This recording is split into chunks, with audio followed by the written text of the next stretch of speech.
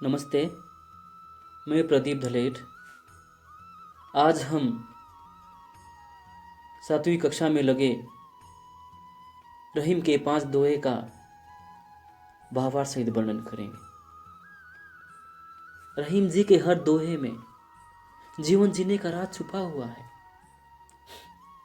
हर दोहे में उन्होंने मनुष्य को सही राह पर चलने के लिए प्रेरित किया है। रहीम जी का पूरा नाम अब्दुल रहीम खान ए खाना था। उन्हें रहीम नाम से भी जाना जाता था और वो रहीम नाम से ही प्रसिद्ध हुए। रहीम एक मध्यकालीन कवि, सेनापति, प्रशासक, आश्रयदाता, दानवीर, कूटनीतिज्ञ, बहुभाषाविद, कला प्रेमी वो विद्वान थे। वो भारतीय संस्कृति के अनन्य आराधक और सभी संप्रदायों के प्रति समान भाव रखने वाले थे। उनका व्यक्तित्व बहुमुखी प्रतिभा से संपन्न था। वो एक साथ कलम और तलवार के धनी थे। मानव प्रेम के सूत्रधार थे। वो जन्म से मुसलमान होते हुए भी उन्होंने जो हिंदू जीवन का मार्मिक चित्रण किया है वो उनकी विशाल हृदय का परिचय देते हैं। उन्होंने हिंदू देवी देवताओं, धार्मिक मान्यताओं और परंपरा का जो उल्लेख किया है वो उन्होंने अपनी पूरी जानकारी वो ईमानदारी के साथ किया है। उनके जो 5 दोहे अभी हम पढ़ने जा रहे हैं, उन हर दोहों में उन्होंने मनुष्य को सही राह पर चलने की सीख दी है।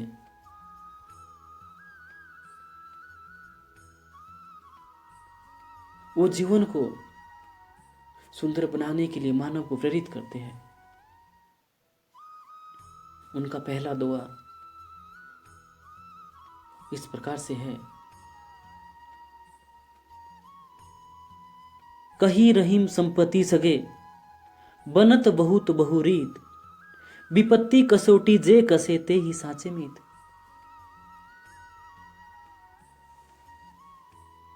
अपरिचित शब्द देखते हैं, जैसे संपत्ति अर्थात धन दौलत,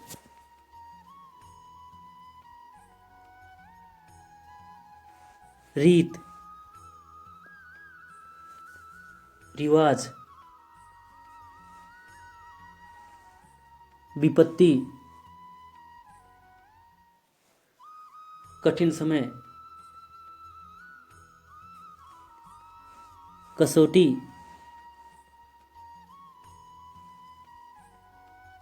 परख या जांच, मीत मित्र,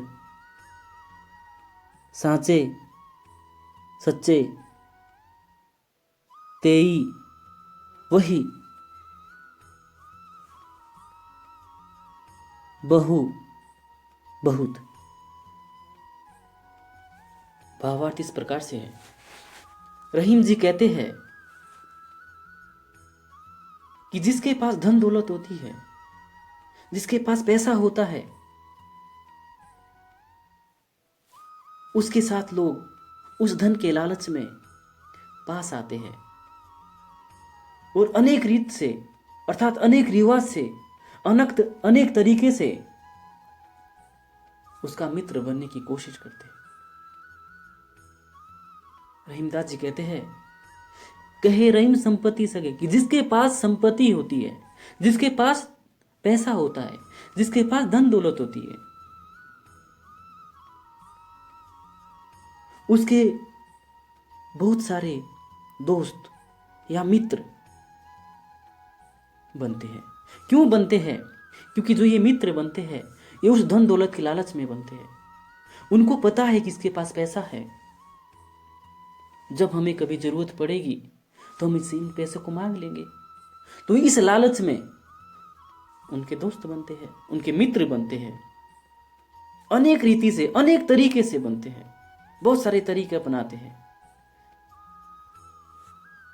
विपत्ति कसौटी जे कसे ते ही साचे मित्र। लेकिन रहीमदास जी कहते हैं कि जो ये लोग पैसों के लालच में आकर के मित्र बनने की कोशिश करते हैं वो सच्चे मित्र नहीं होते हैं। क्यों नहीं होते हैं? क्योंकि वो धन के लालच में ही उसके पास आ रहे हैं। अगर उनके पास धन नहीं होता तो ये कभी भी इनके करीब नहीं आते। यहां पर रहीमदास जी कहते हैं, यहां पर सच्चे मित्र की पहचान बताते हुए कहते हैं कि विपत्ति कसौटी जे कसे, कि जो विपत्ति के समय, जो मुश्किल के समय आपका साथ दे, ते ही सच्चे मित्र, वो ही सच्चे मित्र होते हैं। जो विपत्ति के समय, जब आप मुश्किल में हो, आपका अच्छे समय ना हो, आपके ऊपर एक से एक मुसीबतें आ रही हो, यदि उस समय कोई व्यक्ति आपके साथ खड़ा होता है, आपका साथ देता है, आपका हौसला बढ़ाता है, वो ही सच्चा मित्र है। बाकी जो ये धन के लालच में मित्र बनने की कोशिश करते हैं, मित्र बनने का ढोंग करते हैं, वो सच्चे मित्र नहीं होते।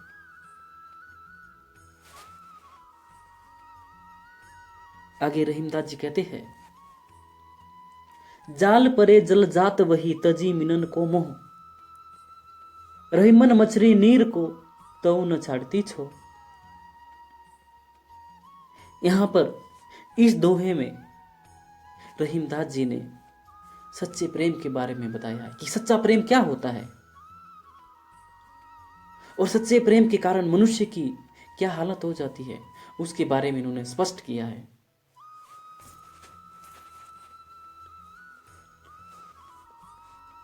कुछ अपरिचित शब्द जैसे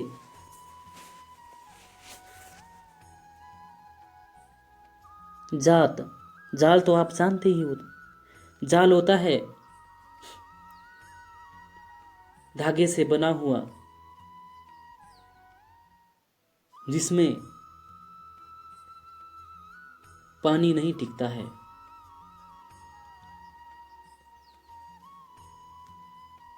जिसके माध्यम से कुछ मछुआरे मछली पकड़ते हैं, वो जाल होता है। जात की बात आती, जात, जात से अभिप्राय है जाता, तजी त्यागना, मीनन मछली, मोह प्रेम,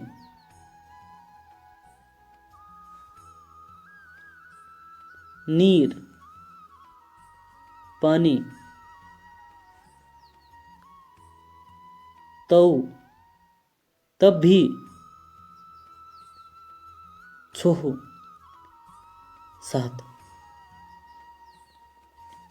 रहीमदास जी कहते हैं कि जब भी यहाँ पर मछली और जल के प्रेम के माध्यम से वो सच्चे प्रेम के बारे में बता रहे हैं कि सच्चा प्रेम क्या होता है, और उदाहरण जल और मछली का दिया है कि जाल परे जल जात बही, कि जैसे ही समुद्र में या नदी में मछली पकड़ने के लिए जाल को फेंका जाता है और फेंकने के कुछ समय बाद जब जाल को वापस खींचा जाता है, जब हम उसको वापस खींचते हैं जाल को, तो उस जाल में से पानी है वो बह जाता है और जो मछली है वो जाल में फंस जाती है। जाल परे जल जात वही तजी मिनन को मुंह। इससे पहले ही पानी कहता था मछली को कि मैं आपसे अत्यधिक प्रेम करता हूँ। पानी मछली से कहता है कि मैं तुमसे प्रेम करता हूँ और तुम्हारे बिना रह नहीं सकता। लेकिन जैसे ही मछली पे विपत्ति आई, मछली जाल में फंसी, तो पानी ने तुरंत ही मछली का साथ छोड़ दिया और खुद जाल से निकल गया और मछली को जाल में फंसा रहने को छोड़ दिया। जाल परे जल जात भई, कि जैसे ही रहीमदास जी कहते हैं कि जैसे ही जाल पानी में, नदी में फेंका जाता है और उसे वापस खींचा जाता है, तो उसमें से जो जल होता है वो निकल जाता है। तजी मीनन को मोह, और वो मीनन अर्थात मछली, और मछली से उनका जो मोह था, जो प्रेम था, वो त्याग देता है। क्यों त्यागता है? इसलिए क्योंकि अब वो पानी है, अपना जीवन बचाने की कोशिश कर रहा है। उसे पता है कि अगर मैं जाल के अंदर रह गया तो ये मछुआरे हैं, मुझे भी इसके साथ साथ है पकड़ के ले जाएंगे। और वो अपने दोस्त को, अपने प्रेमी को जाल में फंसा छोड़ करके खुद भाग जाता है। रहीम मछली नीर को तऊ न छाड़ती छू, लेकिन रहीमदास जी कहते हैं लेकिन जो मछली है वो जल से अत्यधिक प्रेम करती है। मछली नीर को, मछली पानी को तऊ न छाड़ती छू, लेकिन जो मछली है वो अत्यधिक प्रेम करती है जल से, और जैसे ही वो जल से अलग हो जाती है, वो तड़प तड़प करके अपने प्रेम, अपने प्राण वो न्यौछावर कर देती है। वो पानी के बिना तड़प तड़प कर मर जाती है, लेकिन पानी के बिना अपना जीवन जीना उसे ठीक नहीं लगता। यहाँ पे रहीमदास जी स्पष्ट कर रहे हैं कि जो सच्चा प्रेमी होता है वो सबसे पहले तो अपने प्रेमी को किसी मुसीबत में नहीं छोड़ेगा, और अगर वो मुसीबत में फंस भी जाता है और वो अलग अलग हो जाते, बिछड़ जाते हैं, तो जो सच्चे प्रेमी होते हैं वो एक दूसरे के वियोग में अपने प्राण त्याग देते हैं, जिस प्रकार से मछली ने अपने प्राण त्याग दिए। यहाँ पर उनका अभिप्राय यही नहीं है कि अगर कोई प्रेमी एक दूसरे से बिछड़ जाते हैं तो वो आपस में मर जाए, वो एक दूसरे के बिना नहीं जी। ये उनके कहने का मतलब नहीं। उनके कहने का मतलब यह है कि जो सच्चा प्रेमी होता है वो कभी भी अपने प्रेमी को मुसीबत में नहीं छोड़ता। जैसे जल ने मछली को छोड़ दिया तो जल मछली से प्रेम नहीं करता है, इसलिए उसने छोड़ दिया। इसलिए रहीमदास जी कहते हैं कि इस प्रकार के ढोंगी से, इस प्रकार के धोखेबाज से हमें बच के रहना चाहिए। आगे कहते हैं, तरुवर फल नहीं खात है, सरवर पियत न पान, कही रहीम पर काज हित संपत्ति संचही सुजा। यहां पे उन्होंने स्पष्ट किया है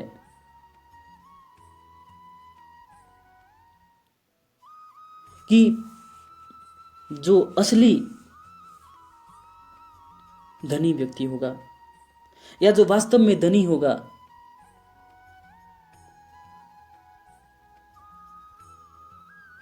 जो वास्तव में सुजान होगा, अर्थात समझदार व्यक्ति होगा, जो समझदार व्यक्ति होगा वो कभी भी अपने लिए पैसा इकट्ठा नहीं करता है। इस दोहे के माध्यम से वो कह रहे हैं कि जो समझदार व्यक्ति होगा, जो बुद्धिमान होगा, वो कभी भी अपने लिए पैसा इकट्ठा नहीं करता है। वो पैसा जो इकट्ठा करता है वो इसलिए करता है यदि किसी पे मुसीबत आ जाए तो मैं इन पैसे को उसको दान कर दूंगा। ये स्पष्ट कर रहे हैं। पेड़ और तालाब के माध्यम से अपरिचित शब्द, जैसे तरुवर, तरुवर होता है पेड़, खात, खाता, सरवर तालाब, पियत पीना, पान पानी, परकाज दूसरों की भलाई, संचही इकट्ठा करना, सुजान सज्जन समझदार। रहीमदास जी कहते हैं कि जो पेड़ होता है तरुवर फल नहीं खाता है। जो पेड़ होता है और उसमें फल लगते हैं, वो पेड़ कभी भी अपने फल को नहीं खाता है। तरुवर फल नहीं खाते, कि जो पेड़ है वो कभी भी अपने फल को नहीं खाता है। वो अपने ऊपर बहुत सारे फल को उगाता है, लेकिन वो कभी भी अपने फल नहीं खाएगा। वो अपने में इतने सारे फल उगाएगा कि उसकी टहनियां झुक जाएंगी, लेकिन उनमें से पेड़ एक भी फल को नहीं खाएगा। क्यों नहीं खाता? क्योंकि वो उस फल को दूसरों के लिए देता है। जो भूखे होते हैं, जो अपनी भूख को मिटाना चाहते हैं, उसको पेड़ अपने फल दे देता है। सरभर पियत ना पान। उसी प्रकार से तालाब भी है। जो तालाब होता है वो पानी से भरा रहता है, लेकिन कभी भी वो तालाब अपने पानी को नहीं पीता है। वो इस पानी को अपने में बचाए रखता है कि अगर कोई प्यासा उसके पास आएगा तो उस पानी को उसको दे देगा कि आ भाई अपनी प्यास बुझा ले। रहीमदास जी कहते हैं कि जिस प्रकार से पेड़ अपने में फल उगा करके दूसरों को देते हैं, जिस प्रकार से तालाब बरसात के पानी को इकट्ठा करके दूसरों के लिए रखता है, दूसरों को देता है, उसी प्रकार से जो सज्जन व्यक्ति होगा, जो समझदार व्यक्ति होगा, वो अपने पैसे इकट्ठे जरूर करेगा। वो पैसे को इकट्ठा जरूर करेगा, लेकिन क्यों? प्रकाशित दूसरों की भलाई के लिए। वो अपने पैसे को इकट्ठा करके उन पैसों को दूसरे की भलाई में लगा देगा। जिसको जरूरत होगी उसको दे देगा। यहां पर वो स्पष्ट करते हैं कि हमें यदि किसी को जरूरत है, जरूरतमंद लोगों की, यदि हमारे पास पैसे हैं तो हमें उन पैसों से जरूरतमंद लोगों की सहायता करनी चाहिए। आगे कहते हैं, थोथे बादर कवार के ज्यों रहीम गहरात, धनी पुरुष निर्धन भय करे पाछली बात। यहां पर उन्होंने स्पष्ट किया है कि कुछ मनुष्य ऐसे होते हैं जो अतीत में जीते हैं और अपना वर्तमान सोच सोच के बर्बाद कर देते हैं और भविष्य के लिए भी कुछ योजना नहीं बनाते हैं। वो अतीत में ही जीते, अतीत की डींगे ही मारते रहते हैं। ठीक उसी प्रकार से अभी स्पष्ट करेंगे, थोथे बादर कवार के। अपरिचित शब्द जैसे थोथे। थोथे का अर्थ है व्यर्थ, बेकार, निकम्मा। कवार, कवार का अर्थ है ये महीना है, महीने का नाम है कवार, जिसको आश्विन बोलते हैं। आश्विन का महीना है। बादर, बादल, ज्यों जैसे, गहरात गड़गड़ाना, भय हुए, पाछिली पिछली। रहीमदास जी कहते हैं कि जिस प्रकार से कवार के महीने में, आश्विन के महीने में आसमान में जो बादल आते हैं और व्यर्थ में गड़गड़ा करके चले जाते हैं, बरसते नहीं हैं। आश्विन के महीने में बहुत कम बादल बरसते हैं। इस महीने में बादल आसमान में इकट्ठे तो हो गए, इतने अधिक इकट्ठे हो गए कि कुछ समय ऐसा होगा कि चारों तरफ अंधेरा फैल जाएगा। इतने अधिक बादल आसमान में हो गए और आसमान को घेर लेंगे। लेकिन कुछ समय बाद हम देखेंगे कि वो बादल गड़गड़ा करके चले गए, बरसात नहीं की। रहीमदास जी कहते हैं कि जिस प्रकार से कवार के महीने के बादल होते हैं, वो आसमान में आते हैं और व्यर्थ में गड़गड़ा करके चले जाते हैं, बरसात नहीं करती, उसी प्रकार से इस दुनिया में, इस धरा में, इस धरती में ऐसे मनुष्य भी है जो पहले धनी हुआ करते थे, लेकिन अब किसी कारणवश वो निर्धन हो गए, उनका पैसा चला गया। लेकिन आज भी ऐसे मनुष्य उसी पुरानी बातों के आधार पर अपना जीवन व्यतीत कर रहे हैं। वो जब कहीं किसी के साथ बैठते हैं, किसी के पास जाते हैं या कोई उनके पास बैठने आता है, तो वह व्यक्ति अपनी पुरानी पुरानी बातें उन्हें बताया करते कि हम पहले ऐसा हुआ करते थे, हमारे पास इतने सारे पैसे थे, इतने सारे हमारे पास जमीन थी, लेकिन आज के समय उनके पास कुछ भी नहीं है। रहीमदास जी कहते हैं कि जो ऐसे व्यक्ति है, ऐसे व्यक्ति के हमें पास भी नहीं जाना चाहिए, क्योंकि ये व्यक्ति अपना समय तो बर्बाद करते ही है, हमारा समय भी नष्ट कर देते हैं। वो अपना वर्तमान तो व्यर्थ में खराब कर ही रहे हैं, लेकिन दूसरों के पास अपनी अतीत की डींगे सुना सुना के, अतीत की बातें बता बता करके उसका समय भी व्यर्थ करते हैं। इसलिए हमें व्यर्थ में समय ना गंवा करके भविष्य को सुनहरा बनाने के लिए प्रयास करने चाहिए। जो बीत गया तो बीत गया, वो वापिस तो नहीं आ सकता। अब पहले जमाने में या पुराने समय में वो धनी थे तो वो जमाना चला गया, लेकिन अब उसकी क्या स्थिति है, उसकी क्या हालत है, उसको उस वास्तविकता से परिचित करवाना चाहिए।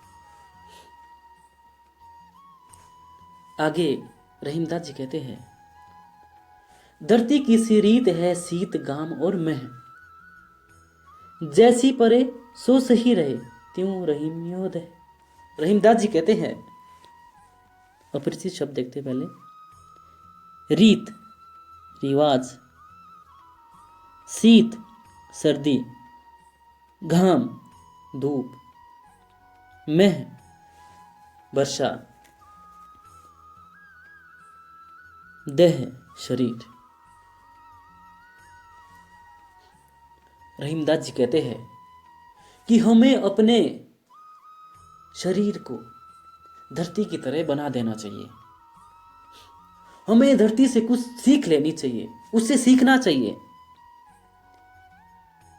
कैसे? वो स्पष्ट करते हैं कि धरती की सी रीत है शीत गाम और में, कि जिस प्रकार से धरती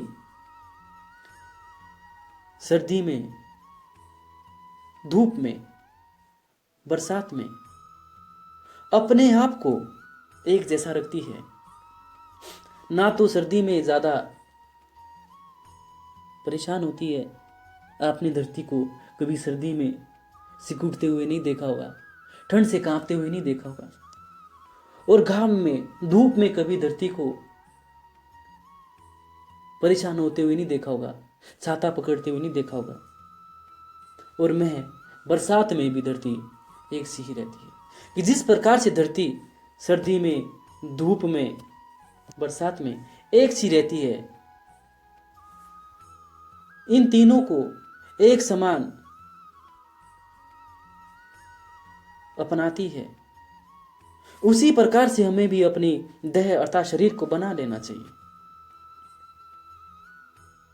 हमें भी अपने शरीर को धरती के हिसाब से बनाना चाहिए, अर्थात हमें भी सुख में और दुख में एक जैसा रहना चाहिए।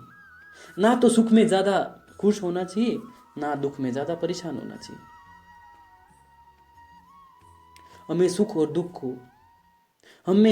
दुख को सहन करने की शक्ति होनी चाहिए, क्षमता होनी चाहिए। ना तो सुख में ज़्यादा उत्साहित होना चाहिए, खुश होना चाहिए, क्योंकि सुख के बाद दुख का आना भी तय है, और ना ही दुख में ज़्यादा दुखी होना चाहिए, क्योंकि दुख के बाद सुख का आना भी तय है, लेकिन हमें प्रयास करते रहना चाहिए। दुख के बाद सुख तभी आएगा जब हम प्रयास करेंगे। अगर हम दुखी बैठे रहेंगे इसी सोच में कि नहीं मैं तो दुखी हूं, तब तो आप दुखी रहेंगे। लेकिन उस दुख से उभरने के लिए अगर आप प्रयास करेंगे तो ये तय है कि आपके जीवन में सुख आएगा ही आएगा। इसलिए रहीमदास जी कहते हैं कि हम में धरती की तरह क्षमता होनी चाहिए। जिस प्रकार से धरती सर्दी, धूप और घाम को, अर्थात सर्दी, धूप और वर्षा को सहन कर लेती है, वैसे हमें भी सुख और दुख को सहन कर लेना चाहिए। सुख और दुख में एक सा रहना चाहिए, ना सुख में ज़्यादा खुशी, ना दुख में ज़्यादा दुखी। आज के लिए इतना ही। धन्यवाद।